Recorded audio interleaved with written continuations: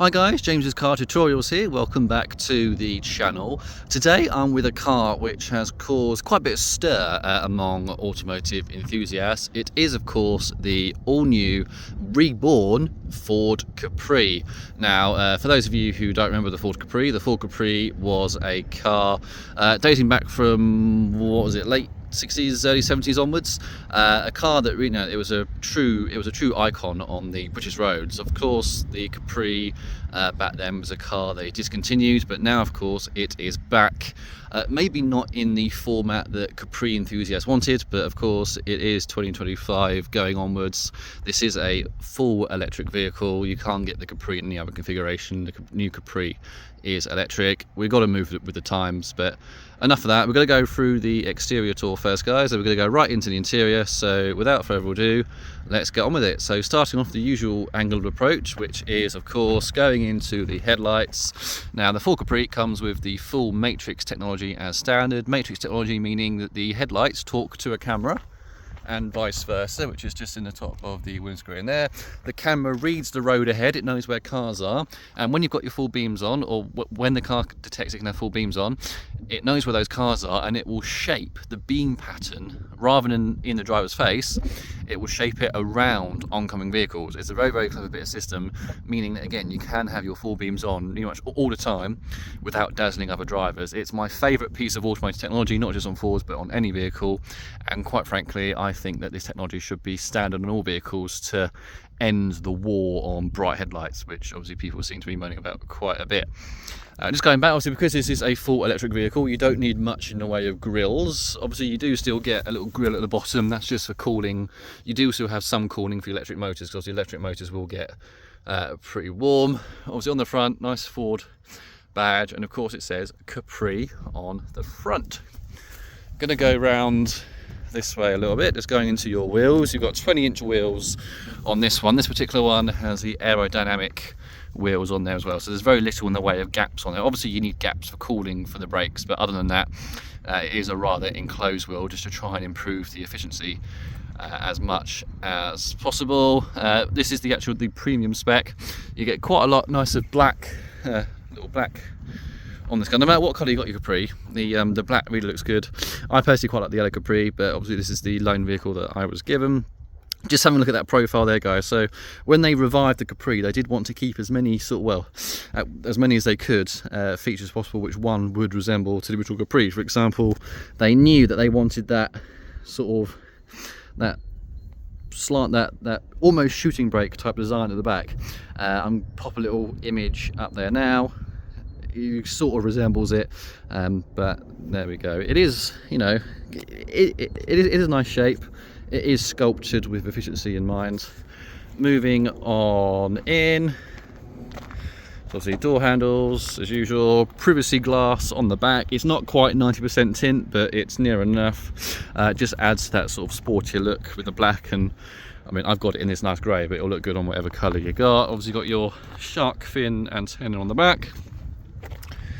And then moving around to the back of the Capri,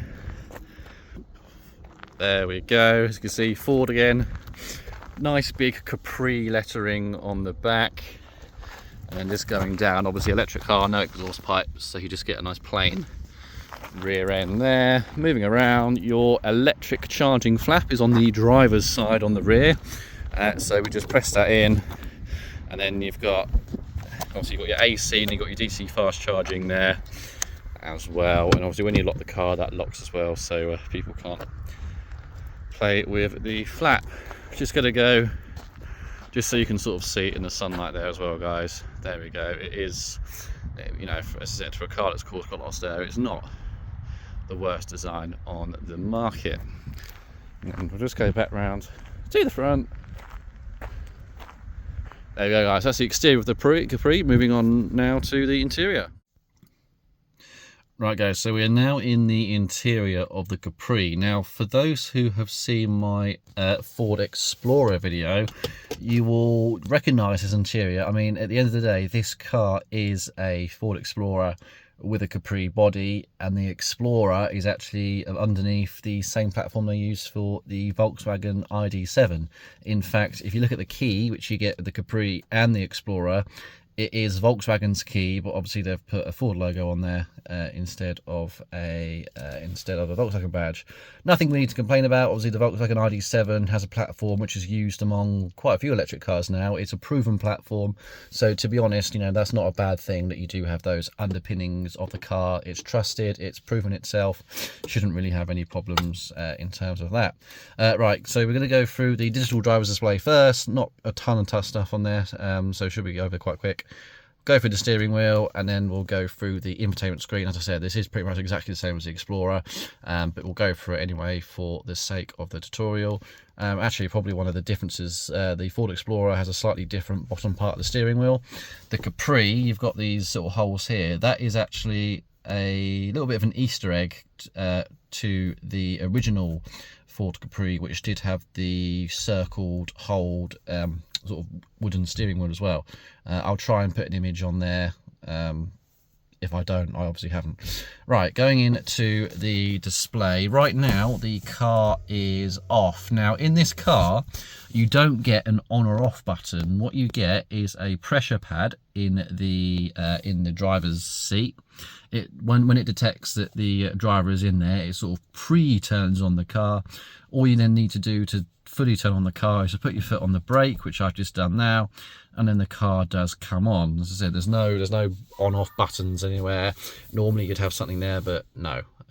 That's just Ford either saving money or convenience, but there we go. Right, okay, so going into the screen, let me just zoom in a bit so we can see. Sorry in advance for any reflections, guys. It is quite a sunny day, although I have tried to park where it's not too bright.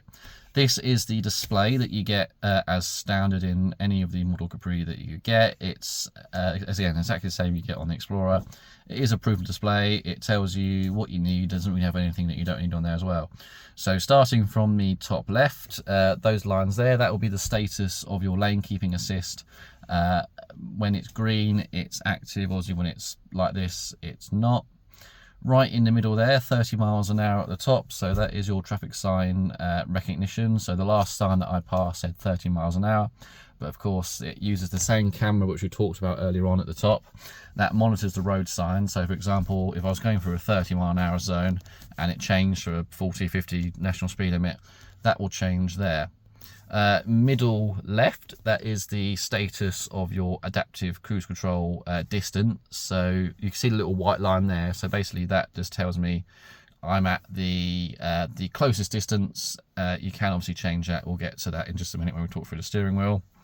Right at the bottom there, that is the speed of which you've set your adaptive cruise control or your speed limiter. It's got the clever speed limiter and adaptive cruise control. So when the speed limit changes, it will automatically change the speed limit to your adaptive cruise control or speed limiter without you having to do anything. Very, very clever bit of system, especially if you're doing like a really long drive. For example, I do a drive every year from Essex to Cornwall. There's a lot of road driving. Having a system such as that is really, really clever. It's also stop-go cruise control, meaning that obviously the car will slow down in front. When the car stops, you stop. When it gets going, you'll get going again, and it will pick up speed automatically to the speed that it was. Again, very, very clever. It's again, just takes out that strain for long distance driving. Middle, you've got your digital readout of your speed. There's no dials, or there's no digital representation of dials in here. It is just purely a digital readout in the middle. Very bottom middle, 87% in the battery. So at the moment it says I've got about 87% in the battery, 276 miles ish of range. Obviously, as we know on electric vehicles, that's dependent on so many factors. This car has a claim range of near as makes no difference, 350 miles. But again, that will depend on climate, your driving style, what feature, for example, you've got your climate controls on, etc., etc. The little red man with a seatbelt sign, that just means that I am in the passenger seat but not wearing my seatbelt. Obviously, if you've got other occupants in the car, there's pressure sensors in the seats, so they'll know if there's any occupants that do or don't have their seatbelt on. The little headlight A, so as I said, that is the condition. That just means that the matrix lights are primed and ready to go. So when it is dark enough, when the camera and the car thinks you need your full beams on, that'll activate the matrix lights, and the matrix lights will do their magic and blank out all the beam, like we said at the start of the video. Upper right, you've got your degrees outside. Middle there, that just links to your seatbelt warning. Again, that just means that the red seat means that's me. I'm in the driver's seat, not wearing my seatbelt. If there's no one in the seats, obviously the seats are grey. If there are people in the other seats, they'll go red if they're not wearing a seatbelt, and then they'll go green if they are wearing a seatbelt. Bottom one down here, that's just the status of your, what one is that? So it gives you hints and tips of how to be economical when you're in eco mode. So that is that bit there. And then on the far right there, you've got your drive, neutral and reverse selector. Little P in there, that just means that the handbrake's applied, it's in park. The little B that's next to the D, that's your regenerative braking. So when you set off, regen braking is turned off, but you can turn it on. You can forcibly turn it on, which gives you a nice sort of gentle regenerative braking effort. We'll get onto that in just a sec when we go through all the steering wheel controls. There is a small degree of customization you can do on this screen, and you do that by using the this pad on the right hand side of the steering wheel. If I press the right arrow, sorry, the left arrow, that just gives me a slightly enlarged screen for my driver assistance screen on there. Put it back into the middle by pressing the right arrow, press the right arrow again. That just gives me a larger section for your seatbelt sign, but to be honest, you know, I quite like it on the, well, obviously my personal preference is the middle or that one there. If I press the screen, change screen button there, all I get is either the full-on the full-on assistant screen, or I don't get it for a more minimalist approach.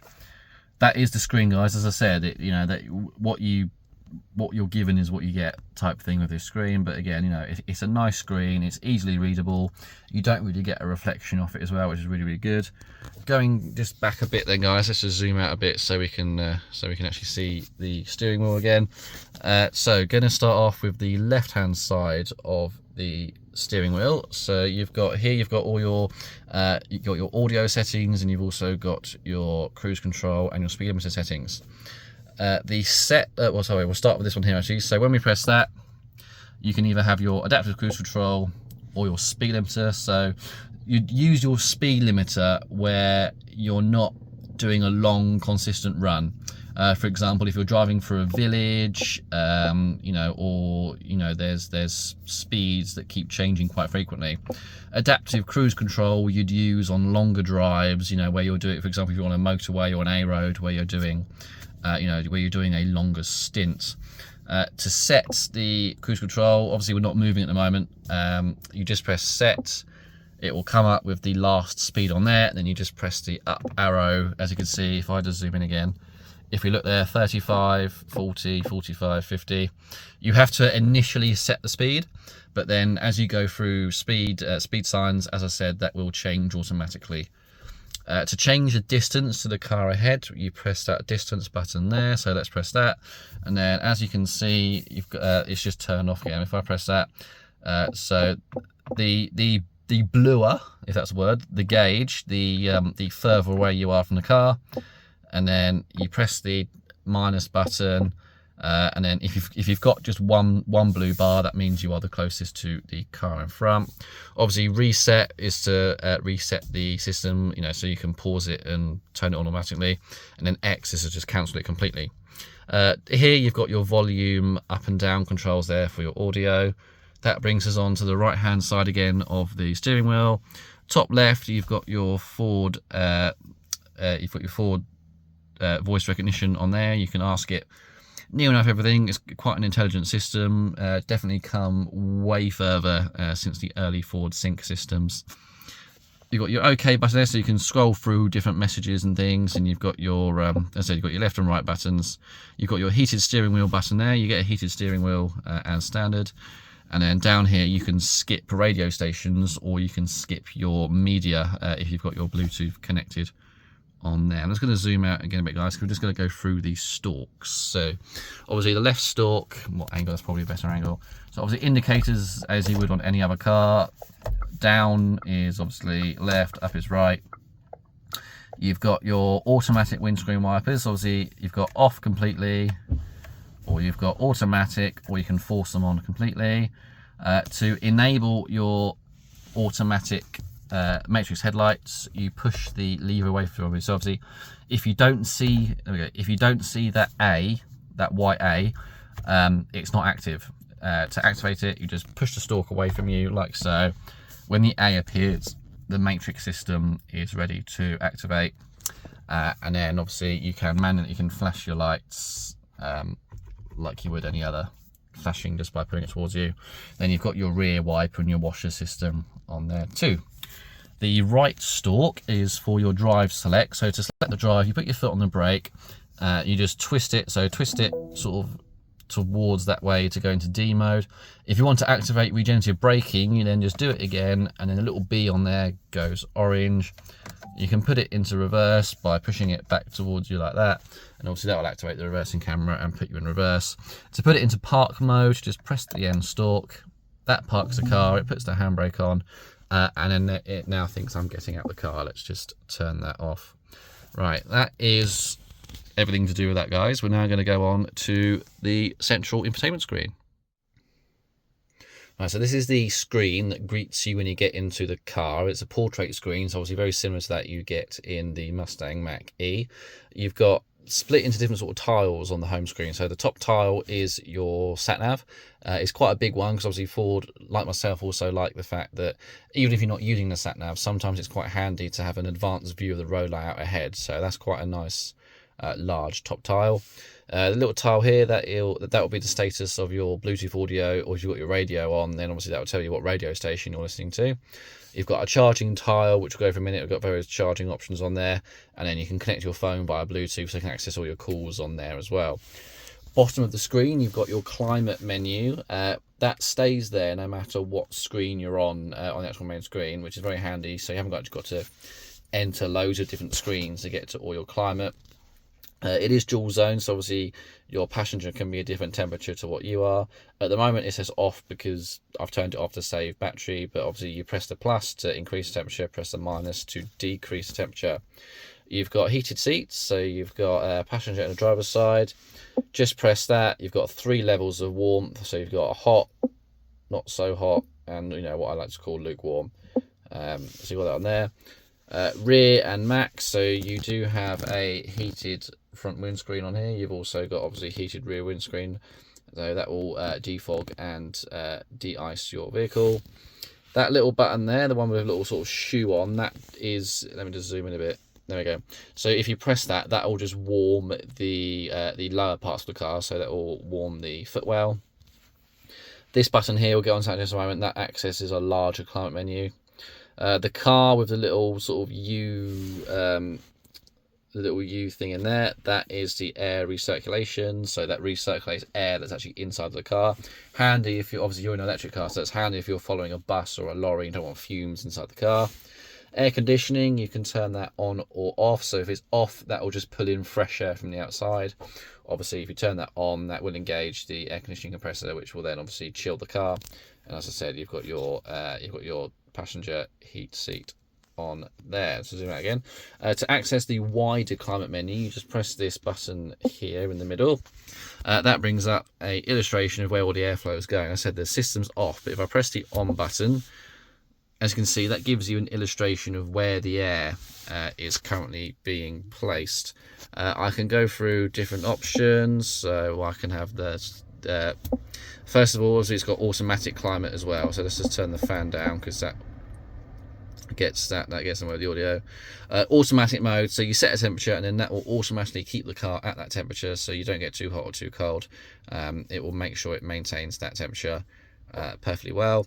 Obviously, as I said, on off button middle, and then on the left you've got some various quick settings on here as well. So some people think, oh, what do I need it hot, do I need it cold to demist or defog the windscreen? You've actually got some pre-selects there, so you can defog the windows by pressing a button, you can pull in fresh air, warm your hands, rapid heating, rapid cooling. You've got a few preset options on there, which is very handy. That little button there, that's your sync. So when that is yellow, that will, there we go. Let's just wait for that to go off. That will then change. There we go. So whatever I do on my side, that does on the passenger's side as well. It's about 10 degrees outside, so I'm going to have it on 20, and let's turn that down a bit. AC max, as I said, that does maximum air conditioning, and then you've got air recirculation on there, and there's a couple of other settings on there. So automatic air recirculation, so if the car detects you're in like a city area, it will automatically, obviously using the GPS location, automatically engage air recirculation, which is quite a handy feature. And then you can just manually, this is just another menu where you can select different heated seat and steering wheel options. That is your climate menu. I'm just going to turn that off again for the moment. There we go. So swiping the other way on your home screen, you get a few more tiles with some various vehicle stats at the top. You have some driving data, so you've got your kilowatt hours or miles per kilowatt. Obviously it's an electric car, so we don't use miles per gallon. Just give you some various trip information. So I mean, this car has only done 774 miles since it was built, and vehicle status, that's all fine. Just gives you a few bits of information in there, and it gives you a charging information there. Settings, that just takes you to your system settings. So screen, show clock in standby mode, so when the car is in standby mode you'll show a clock.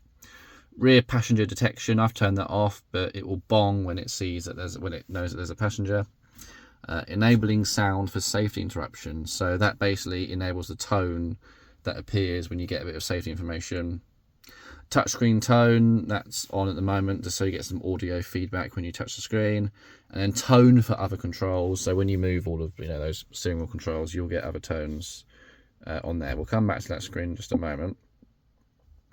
Obviously time and day, that's a set to automatic, so that will set to whatever time zone you're in. Language, obviously we're in the United Kingdom, so that will, I mean, the language will be set to whatever obviously country you buy this vehicle in. We don't need to go into keyboard settings. Units, so obviously miles an hour. Pressures, I'm going to put in PSI. I work in PSI. Electricity consumption are all sorts of options. I'm still trying to get to grips with all the electric options compared to miles per gallon and things like that. We'll get there eventually.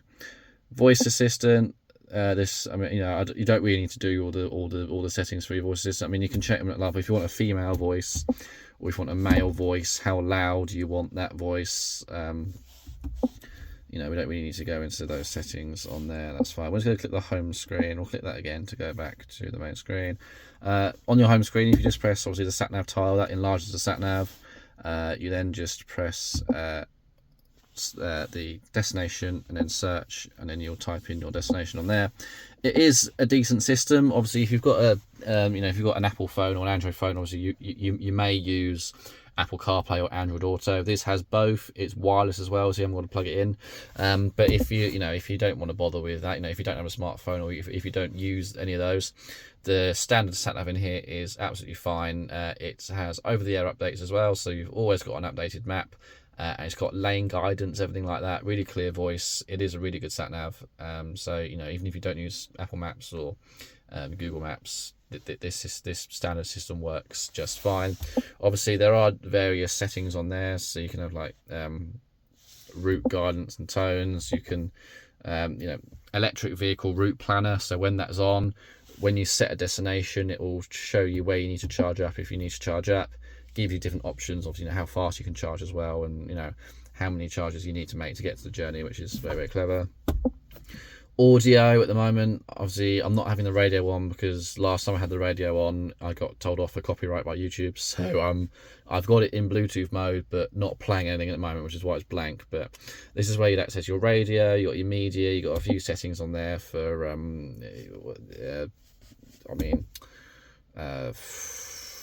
these are all your regional settings for you. So to be honest, you don't need to play with any of these, because this is all preset from factory to obviously your local region, so I wouldn't play around with any of those.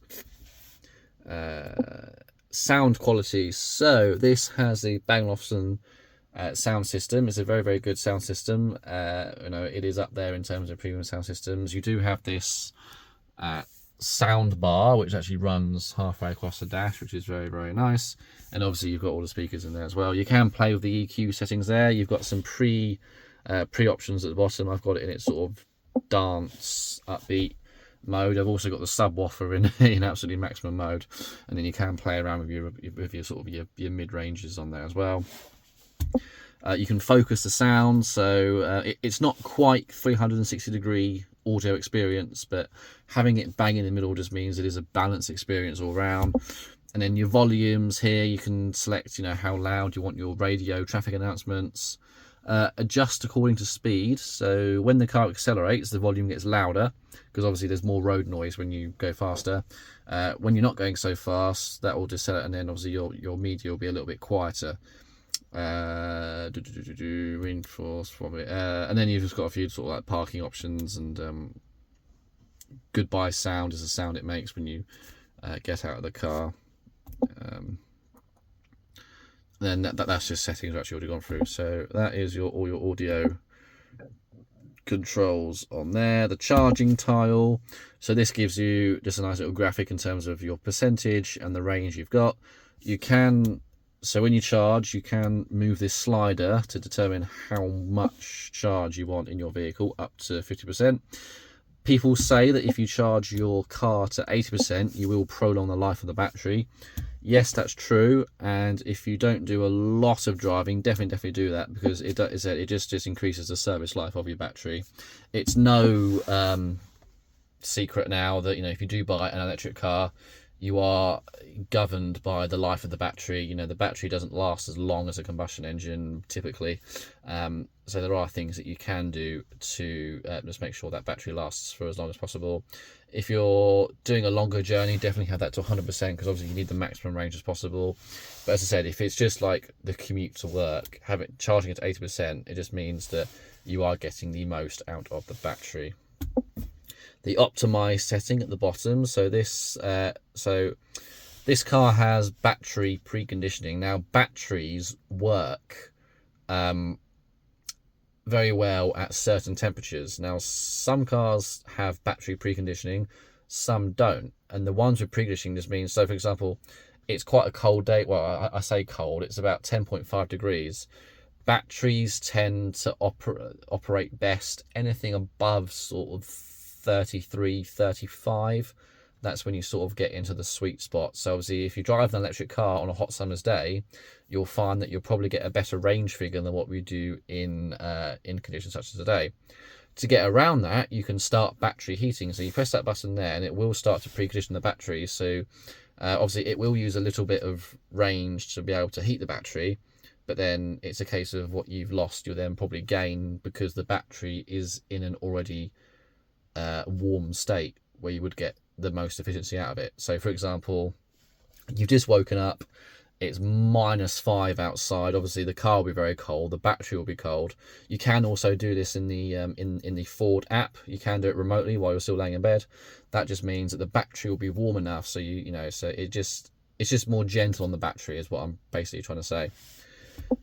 Locations, so you can select some favorite charging locations on there as well. Battery care mode, that's basically what I have just said, that in terms of charging to 80%, that just changes the charging dynamics to get the best service life of your battery. Electric vehicle route planner, that's what we've already gone through in terms of the where it tells you where the charging points are. Bi-directional charging,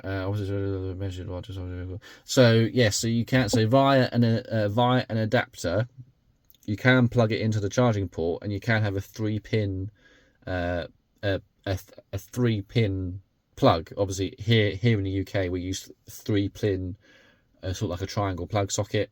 Obviously depending on what country you're in, you can get different sockets for your car depending on what sockets you use for your domestic household. That means you can use your car to power, I don't know, power anything that has a 3-pin plug. AC charging. So obviously AC charging is your slightly slower charging. That's what you'd find at a home charging port. That's where you'd only use sort of the round bit of your charger. Obviously, full DC charging is when you get the round bit at the top and then you get the sort of like oval at the bottom. That's your full fast DC charging. That's that screen. Obviously, connect phone. That will prompt you to connect your phone. I won't go into that because obviously there'll probably be personal information, but just follow the instructions on there. That will connect your phone. Gonna go now up to the top of the screen. So pressing that button. So that just takes you to some extra navigation settings we've already talked about. That button at the top, this takes you to your drive modes. Obviously, default, the car starts in normal mode. That's the vanilla mode. So that is as it comes out the box. It's slightly, that's just a balance setting. So you've got a balanced throttle response, balanced steering response, and just a comfortable ride. Eco mode, so that doesn't do anything in terms of the actual sort of the feel of the vehicle. It just reduces the throttle response, just makes the steering a little bit nicer, and it also changes sort of the way that the power is delivered to the electric motor, and it also does a few things in terms of the climate as well. So that just means that you'll get the most range as possible. I mean, just for example's sake, at the moment, it's saying in normal mode, I've got 275 miles. So if I put it into eco mode, I mean, at the moment, it's only giving me an extra 2 miles of range, but, you know, those 2 miles could mean any difference. And then sport mode, put it into sport mode. That is maximum attack mode. Obviously, I've got some less miles now. So that's maximum throttle response, sportiest steering, sportiest vehicle dynamics. So when you do mash your foot to the floor, you do accelerate. In an electric vehicle, power and torque is instant. So you do put, obviously there's no turbos to spool up, anything like that. You put your foot down and the power is there. You can have it in individual mode as well. So you can select driving dynamics. You can have it in normal or sport, steering, normal, sport, adaptive cruise control. I didn't know you could actually have that in different settings, but there we go. Air conditioning, obviously you can have that in normal, in eco mode as well. So I'm going to keep it in eco mode for the moment. Press the little car icon up here. That brings you to a couple of quick tiles. So you can turn your electronic stability program off. You can change your driving profile. Charging just brings you to the page of what we talked about. Interior monitoring, so that uses sensors and things all in here and in the back. If you've locked the car and you've got like a dog in the back or children in the back, obviously that will alert you that you've left people or something in the car. Mirrors fold in when locking, so when you lock the car, mirrors will fold in on themselves, just make that car that teeny bit narrower, and then you can reset your trip computers and things on there. Go up to the purple page on there, and here you access your app screen. So we've already gone through radio, navigation, vehicle, here we go. Lovely. So here you can go around different aspects of your vehicle settings. Obviously, you've got your vehicle in the middle there. Now, comfort light, we're going to go on to that first. So light animation, when you lock and unlock the car, you will get a light animation outside. You will get some interior sort of animations as well. When obviously it's quite bright at the moment, so you only really see that when it gets really, really dark. Switch on when approach. So when you approach your car, lights will come on. That just, so you can actually see where you're going. And then farewell and welcome light duration. That's how long the lights will stay on when you exit or go towards your car. Mirrors, so synchronous adjustment. So when you adjust the left mirror, the right mirror or vice versa will adjust accordingly as well. Lower in reverse gear. When you go into reverse, the mirrors will dip so you can actually see the wheels, and obviously fold in when locking we have already talked about.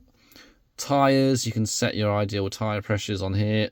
Because we're not moving, there's no data on there, but when you are moving there is.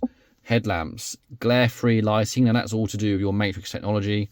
So obviously, even in low beam, the low beam is adapted in a way. So if it's really, really wet, the headlights aren't too bright because you do get a reflection on that road surface. So again, it's a very, very clever system, and they can change the dynamics of the dip beam as well. Dynamic cornering light. So when you turn the wheel left or right, you will get extra luminance in the left or right going around corners. Good for hairpin bends and junctions. Switch on time. That's basically the sensitivity for those lights. So how soon or how late you want those to actually activate. Automatic headlight control in the rain. That's just what I've talked about. That sort of works in conjunction with your glare-free lighting as well. So your glare-free lighting is your full-on, full-beam matrix technology, and then the headlight control in the rain. That's for you. That's more for your dipped, your normal beams. Convenience turn signal. So that's just obviously to do with your indicators. Don't need to really worry about that. Travel mode. So obviously here in the UK we drive on the left hand side of the road. That just adjusts the headlights ever so slightly in terms of the leveling, depending on what side of the road that you are driving on. Scroll across. So brakes. So electronic stability control activated. Roll away protection. So obviously that's all to do with your auto hold, so you don't actually roll away. Hands free, does what it says on the tin. Open and closing. So key free. So that just means that when you walk away from the car it locks, when you walk towards the car it unlocks. Central locking. So when you unlock, it unlocks all doors, although you can program it to a certain door. Hands free again, so that's when you don't need to use the key, and that just means that when you walk away and walk towards the car it's on. And interior monitoring we have already talked about. Windows convenience opening. So that's when you hold down the unlock key from the outside, the windows will open. When you hold the lock, they will close. While we're on this page, we can scroll down. There's some more options. So status. This will give you some vehicle stats. At the moment we're not really moving, so there isn't any. And then data, this gives you more. This just gives you a larger view of what we saw earlier in terms of your, sort of your stats from, where your miles per kilowatt on all that rigmarole. Interior, right, cockpit. These are where you can reset all your numbers. Not going to do that. Not my car. Interior lighting. So you can select obviously how bright you want all your interior lights. This does have ambient lighting. There is a separate ambient lighting menu somewhere. I will find it. Seats, easy entry and exit. So obviously when you once you've adjusted your seat, if you're a less tall person, because you're so close to the steering wheel, it might not be so easy to actually get out of the car. So when you're turning, when you press park and open the door, the seat will go back and you can get out of the car a little bit easier. That is everything to do on there. Mobile apps, that's just something to do. I'm going to get rid of it actually because that's got personal information on it. I'll go back on that. That's obviously your Android Auto, your Apple CarPlay. Parking, so you got a reversing camera on there. That's all your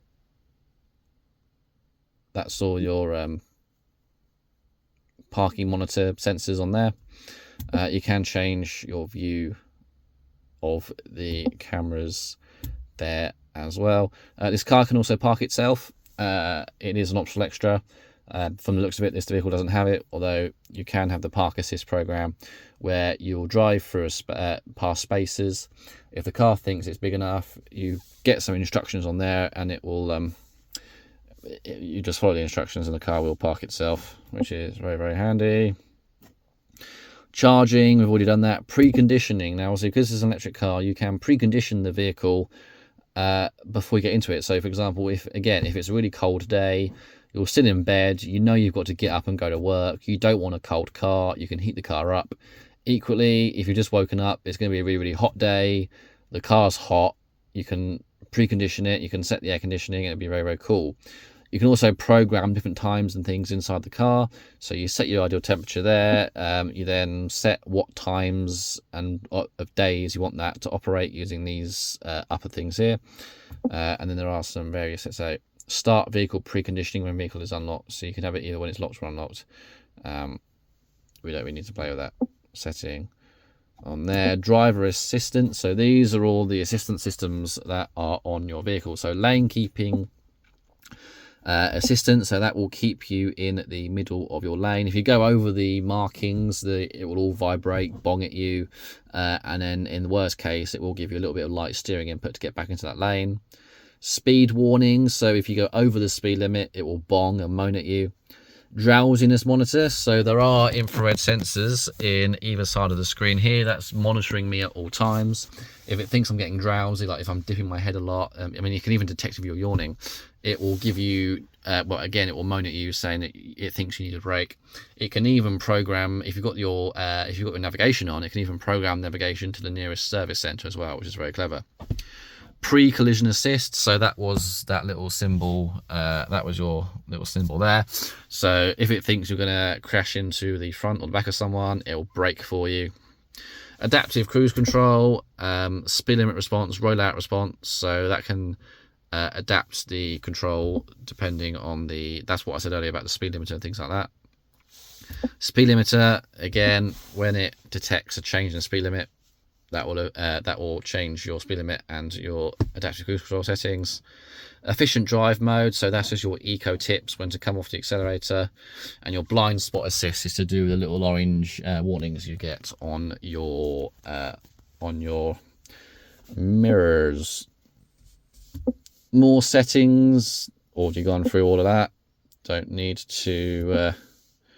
That's just all your network and system settings we don't need to go to.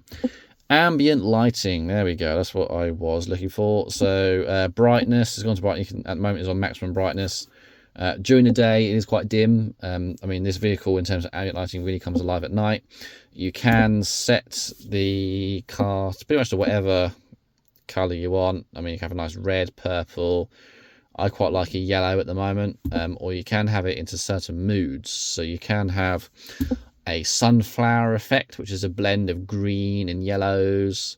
Moonstone, which is a sort of a grey white combination. Volcano is a full red and orange, which I do really like as well. Automatic will mean it will put it in whatever ambient light depending on what drive mode you're in. So eco is like a green, bluey colour. Normal is, I don't know what normal is. Sport is full on red as well. You can have the ambient lighting off altogether, but it's got ambient lighting. Why would you turn it off? I'm going to put it back into individual, and I'm going to put it back into yellow. There we go. Cool. Gonna scroll one more time. Excuse me. There we go. Sound, obviously that's what we've already been on. That's all your EQ settings there. Connectivity, so this car does have a hotspot. You can connect your phone to the car as well, so your passengers have got a Wi-Fi connection. Version info, that's just all about, I mean, this is all your license agreements and things like that. You don't really need to go into all of that. App updates, so there is over-the-air updates for the system, and then the air conditioning, that's what I've already gone through as well. And then lastly, you do have a digital version of your owner's manual on here. It does, there we go. I mean, you've got some quick settings there. You can search for features on there as well, so rather than getting embedded in the actual paper version, you do have a electronic version on there as well. That's everything to do with that screen, guys. Just going to go around the rest of the vehicle now. So again, it's, as I said from the start, this is pretty much a Ford Explorer with a Capri body kit. So I mean, apart from Explorer, obviously on the Capri you don't get Explorer, which is written there I think on the Explorer. I have done a video on the Explorer. Nice sort of black, a grey colour, works quite well. Seats, now the seats are very comfortable, electronically adjusted. You've got this bit that comes out, really nice lumbar support, full on electric seats. Got nice sort of carpets down there. Glove box on the small side, but glove box nonetheless. Decent door bins. In the middle, just down here, let me just zoom in again now. So you've got your hazard warning light in the middle. This is all touch haptic feedback. You've got your plus and your minus volume control. That button there just activates your camera, and then you can turn the system off automatically, completely by pressing that button down there. As I said, the screen moves, so you've got storage in there. You can have your USB-C charging, which I've got in there. When you push the screen all the way down like that, it sort of hides that compartment, which is quite good. But I like my angle sort of there. Down here, this is a good place to, well, I mean, for example, I put my glasses in there. The right hand side is your wireless charging pad. Note that if you have a larger phone like I've got a Samsung S23 Ultra, it doesn't fit, quite frankly. It's iPhone Pro Max range, they do fit, but any of the larger phones you will struggle. I mean, to get around that, you can take the rubber bit out, which I did do earlier. It's obviously got quite stiff again. Then it will work, but then obviously it does then slide about all over the place. So what I found was, to wirelessly charge my phone, I take this out, then I have to find my wallet or something to wedge the phone on the charger, and then it will work. In here, obviously, you've got your cup holders. You've got these little things here which change the depth of your cup holder. They come in and out. Storage, a lot of it, so you get a nice little tray which you can put your key in there if you want. That tray comes out just like so, and you've got all your storage in there. Very deep storage, actually. Let's put that back. There we go. And then more storage is under here as well. So you've got all of your bits. You can have storage down there as well. Looking back into the interior, yeah, a nice spacious room too. I mean, I'm 6'5", didn't struggle even with my driving position in the driver's seat, didn't struggle at all. Let me just put it, there we go, just so you can see that better. So you will still carry passengers in comfort. Even with the sloping sort of original Capri style roof, you do still get some decent headroom as well. Being the premium model, you get the sunroof as well. It's tinted as well, so it's not too bright during hot days also. And again, you've got this nice black roof lining, which just gives it that little bit more of a sportier, more luxurious feel to it. Moving down here, you've got your lighting controls. So it's sort of like they're touch sensitive. At the moment it's in automatic mode, but you can force the lights on or off. You can have your poor weather control, which is that one there, so that just changes the dynamics of the lights a little bit more.